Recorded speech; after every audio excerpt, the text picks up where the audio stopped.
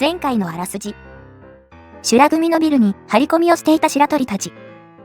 風間が聞き込みに行くが、奇襲を受け捕まってしまう。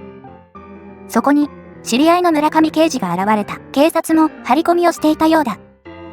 共に、組事務所に助けに向かうと、村上刑事のおかげで風間を取り返すことに成功した。そこで、村上刑事と情報交換をすることに。調査室に戻ってきたところだったよね。白鳥が超能力調査室に入ると、宮崎と山地が風間の頭の包帯を見て驚いている。白鳥は二人に村上刑事を紹介した。白鳥は、風間が超能力者に殴られ、修羅組に連れ込まれてから村上刑事に助けられたことを詳細に話した。頭の傷ですか？大したことはないです。それよりも俺が気を失っている間に蹴られたのか、殴られたのか。今頃になって身体があちこち痛み始めた。修羅組に連れ込まれて無事に戻ったのは風間さんくらいだ。中で何があったのか教えてください。それにしても風間さんは悪運がよほど強いと見える。私は調査員に向いていないことがよくわかりました。これからは書くことだけに専念したいと思っています。早くも諦めちゃった。初めは気を失っていたので、何があったのかわかりません。頭の痛みで気づいたときは、二人の組員が俺を見張っていただけで何も覚えていません。気絶していたのですか？潜入できたので期待してたのですか？残念です。まあ、あの状況じゃ仕方ないかな。風間さん、少しでも何か覚えていませんか？超能力者に意識を読まれたとか。意識読まれるとか怖すぎ。風間さん、身体の痛む箇所を正確にわかりますか？室長、ここだけの話ですが、私が今日資料室で超能力のことを調べていたら、例の犬の花が超能力と関係があったのですよ。まあ、そうなんじゃないかなとは思ってたけど、あれ？主人公のもそうなのかな？犬の花は、物に残った残留波動をイメージ化していたのです。超能力でいうサイコメトリーがそうです。それを知っていろいろ調べていくうちに、その本から山地さんのイメージが浮かんできたのです。試しに新しい本を持って精神を集中してみると、会社の人がダブるように浮かんできました。繰り返すたびにより、はっきりと映像化していくのが分かりました。TK のような攻撃型の超能力ではないのですが、超能力調査には役に立つと思います。残留波動がイメージできるのでしたら、風間さんの身体が残留思念として何かを覚えているはずです。相手の思念だから、意識がなくても大丈夫ってことかな？今思いついたことですが、残留思念をカメラに連写できれば、風間さんに何があったのかわかると思うのです。私は連写が初めてですが、できそうな感じがします。思いついて連写できるってすごすぎない？宮崎の連写が成功すれば、村上刑事は腰を抜かすかもしれないが、顔写真が手に入れば喜ぶに違いない。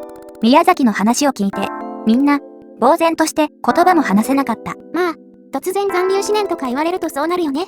連写なら知っている。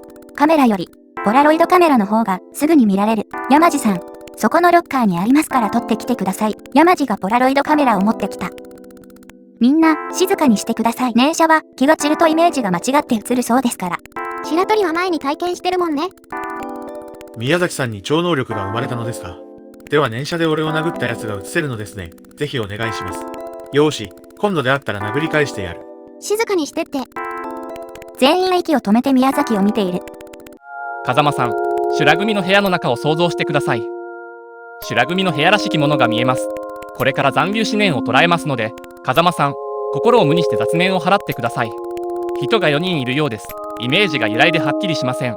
私の集中力が欠けているのです。宮崎の表情が変化した。宮崎のサイコメトリーは成功しそうだ。宮崎の表情が苦痛に歪んでいる。痩せた男が近づいてきた。風間さんに足で蹴られた痛みが伝わってくる。痛みが伝わるのはきつい。サイコメトリーは風間の痛みまで感じてしまうようだ。違う男が顔を殴りつけた。会社員のような真面目な顔をしてひどいことをする。このまま宮崎に超能力を続けさせて大丈夫だろうか。確かにまずそう。4人が面白がって覗き込んでいる。よし、カメラに連写しよう。宮崎はポラロイドカメラを額に近づけ、念を集中させた。お、次々と。見た顔もいるね。写真が6枚並べられた。超能力クラブの和田と同じ白黒写真だが、普通の写真と変わらないくらいはっきりと写っていた。村さん、これなら指名手配の写真に使えますよ。車体がいなくても撮れるのですか？超能力は人を傷つけるだけだと思っていましたが、これはすごい。これが連写写真ですか？こいつらが俺を殴りやがったのか。風間さんが殴られた痛みがよくわかります。私の痛みの10倍はあったはずです。でも連写がうまくできてよかった。私、連写の写真を雑誌でよく見ていますが、こんなにはっきり写っているのは初めてです。宮崎さんはすごい超能力者です。はっきり言って感激しました。念写写真は恐ろしいほどよく撮れている。宮崎の超能力は、調査に十分に使える。この写真の男を知っているぞ。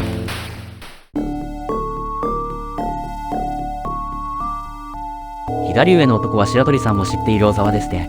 そして中上の男は京南大学3年ボクシング部の部員で林義人。彼も超能力者だったのか。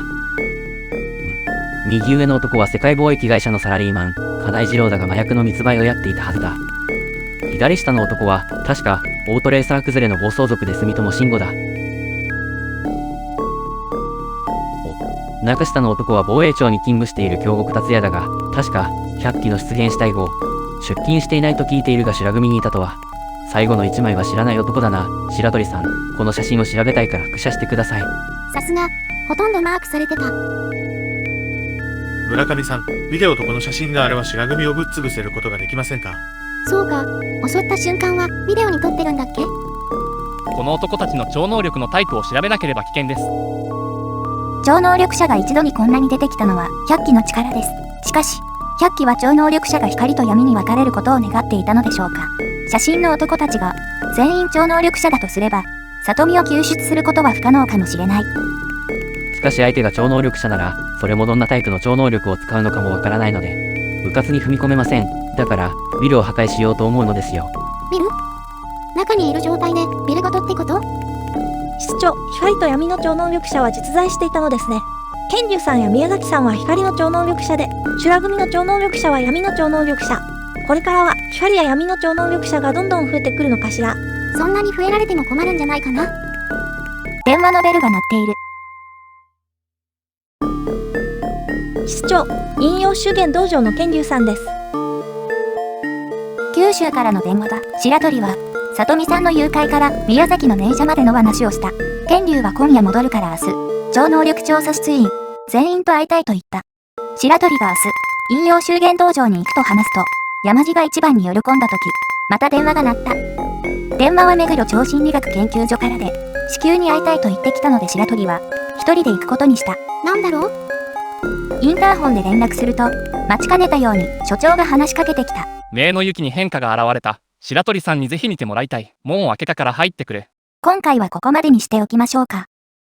急に呼ばれたけどなんだろう？修羅組も気になりますが。焦っても返り討ちだろうし。それでは、次の動画でまたお会いしましょう。またね。